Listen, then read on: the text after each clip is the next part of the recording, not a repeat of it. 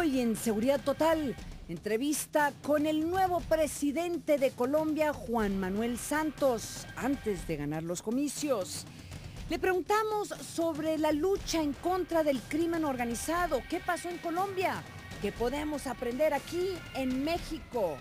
Las opiniones, además de dos experimentados exfuncionarios colombianos, ellos nos hablan de la amenaza que representa el narcotráfico para nuestro país.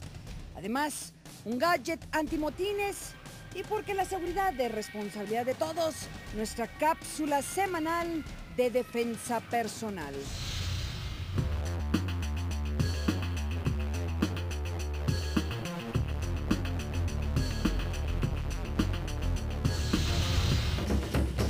Yo soy Ana María Salazar y esto es Seguridad Total. El 20 de junio, más de 29 millones de colombianos salieron a elegir a su nuevo presidente. El ganador, Juan Manuel Santos, con casi el 70% del voto, gana con un mandato claro de seguir con las políticas de seguridad de su predecesor, Álvaro Uribe. Asumo el mandato que los colombianos me han otorgado con un inmenso sentido de responsabilidad histórica y de compromiso con nuestra patria. Colombia espera mucho de nosotros y no la vamos a defraudar. Sabemos que Colombia tuvo que enfrentar casi una guerra civil para controlar a diferentes grupos de crimen organizado y grupos armados.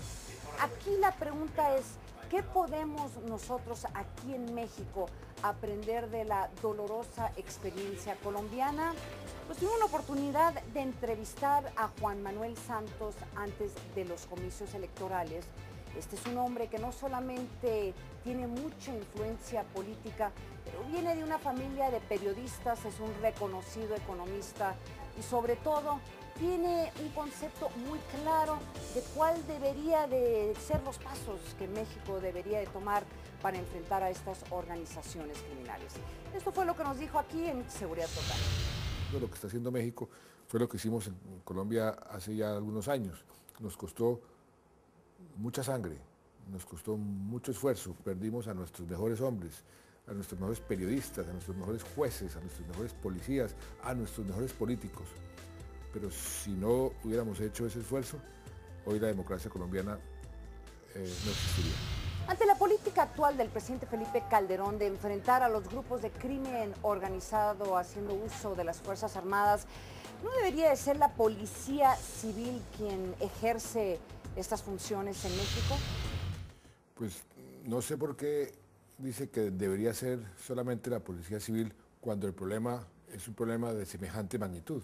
¿Qué hace Colombia o qué hace México para controlar la droga que sale de las costas colombianas o que llega a las costas mexicanas si no utiliza la Marina? Por ejemplo, ¿quién va a controlar esa parte de la lucha contra el narcotráfico, esa parte de la interdicción que es tan importante? Los aviones que llegan, si no es la Fuerza Aérea, ¿quién lo va a controlar? La policía no tiene esa capacidad. Entonces, ¿qué le corresponde hacer a las Fuerzas Armadas? ¿Cuáles son o cuál deberían de ser las funciones de la Policía Civil ante esta lucha en contra del crimen organizado? En el caso colombiano, lo que hicimos fue coordinar. En Colombia la policía depende del Ministerio de Defensa, las fuerzas militares dependen del Ministerio de Defensa, son entidades separadas, con presupuestos separados, pero ya depende de la habilidad política de quien esté al frente del Estado y quien esté al frente de la policía y de las fuerzas militares para que esa coordinación se dé. Cada país tiene sus propias características, sus propias circunstancias. Se estima que a partir del 2006 más de 22.700 personas han perdido la vida en situaciones relacionadas con organizaciones delictivas y narcotraficantes en México. ¿Es factible que en nuestro país se saque a las Fuerzas Armadas en la lucha en contra de estas organizaciones? No veo una razón por la cual no se podría sacar. Nosotros en ciertas zonas del país estamos ya sacando las fuerzas militares de esas zonas y dejando solamente la policía porque esas zonas han sido, entre comillas, normalizadas. Según una encuesta publicada por el periódico El Universal en el 2008, esta revela qué es lo que piensa la gente de la intervención de las Fuerzas Armadas en la lucha contra el crimen organizado. El 42% cree que la estrategia del gobierno ha generado más inseguridad y solo el 25% piensa que es buena. ¿Qué hacer ante esta posible pérdida de credibilidad en las Fuerzas Armadas? La credibilidad se pierde si las fuerzas se corrompen, pero además, en el caso colombiano lo que hicimos fue una gran campaña en todas las fuerzas para que las fuerzas entendieran que el trato hacia la población tenía que ser un trato amable, que tenía que ganarse los corazones, las mentes y los corazones de los colombianos. Ya hoy en día el comportamiento de nuestras fuerzas frente a la población es muy positivo, a tal punto que en Colombia las fuerzas militares y la policía son las instituciones más populares por encima de la iglesia, por encima de los medios, por encima de cualquier otra institución. O sea, sí se puede hacer lo uno y lo otro. Entonces, ¿es malo para las democracias involucrar a las Fuerzas Armadas en estas actividades? ¿Por qué?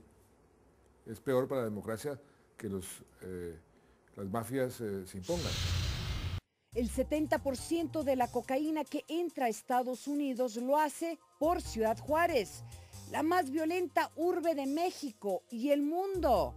Bajo la experiencia colombiana, ¿cómo enfrentar este problema que actualmente sufre México? Si a mí me preguntan cuál fue el factor más importante del éxito que ha tenido Colombia en los últimos años en la lucha contra el crimen organizado y las organizaciones al margen de la ley, sin duda yo diría que la inteligencia. Sin inteligencia la guerra está perdida. Sin inteligencia uno puede tener el ejército más numeroso o la policía más numerosa, va a ser totalmente inefectivo. Esa inteligencia tiene que estar acompañada de la contrainteligencia. Sin embargo, el presidente Felipe Calderón tachó como una ridícula minoría la cantidad de narcotraficantes que operan en México. Evidentemente mi pretensión no es terminar con el consumo de drogas en el mundo. Eso no es el tema. Lo que sí, mi objetivo es que aquí se demuestre que hay un solo Estado y una sola autoridad. Y que estos señores no son dueños de la plaza. Y que a través de la persecución y el hostigamiento que tengamos sobre ellos, terminen sus prácticas derivadas de la impunidad que se les dejó actuar. Dejen de extorsionar a la gente, la dejen de secuestrar, dejen de cobrar derecho de piso, que no anden impunes por las carreteras y las calles con sus camionetas y sus ametralladoras, que se les atraviese la fuerza pública, y fuerza pública es policía federal, policía local, policía estatal, ejército, marina, que se les atraviese y los hostigue, hasta que entiendan que los mexicanos no nos vamos a dejar dominar por una bola de maleantes que son una ridícula minoría montada sobre el miedo, la corrupción o la cobardía de muchos durante mucho tiempo. Entonces, ¿qué? ¿Estamos en un estado de negación? Muchas veces cuando uno habla con personalidades mexicanas, hay una tendencia como a menospreciar el problema. No, ese problema no es tan grave, ese problema lo maneja a otro nivel. Se equivocan, porque es un estado como de negación. Colombia pasó por ese fenómeno también de negación, no, este problema no es tan grave hasta que fue demasiado tarde. Y por eso nos costó más sangre, más esfuerzo del que nos hubiera costado si hubiéramos reconocido el problema más abiertamente y con más franqueza. Amigos, les recuerdo que me pueden escribir a seguridadtotal@proyecto40.com.mx. Me encanta recibir mensajes, ideas, sugerencias, comentarios sobre temas que hemos abordado aquí en Seguridad Total. También me pueden encontrar en Facebook, busquen mi nombre completo, Ana María Salazar Slack. Y claro, me encuentro en Twitter, AM Salazar. Nos tenemos que ir a un corte comercial, pero regresando, vamos a hablar con varios expertos colombianos que nos dicen aguas, tengan mucho cuidado en México, aprendan de la dolorosa experiencia colombiana y les vamos a presentar un gadget antimotines que los va a dejar con la boca abierta. Yo soy Ana María Salazar, regresamos, no se vayan. Yo soy Ana María Salazar y esto fue Seguridad Total.